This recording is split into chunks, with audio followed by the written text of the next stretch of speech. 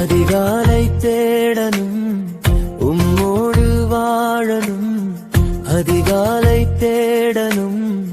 உம்மோடு வாழனும்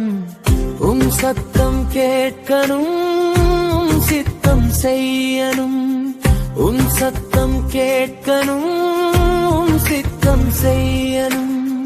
தினம் தினம் உம்மையே துதிக்கையிலே மகிமையின் தேவன் இறங்கிடனும் ஆத்தும பாரத்தில் நிரப்பிடனும் ஆவியின் வழியில் நடத்திடனும் நன்மைகள்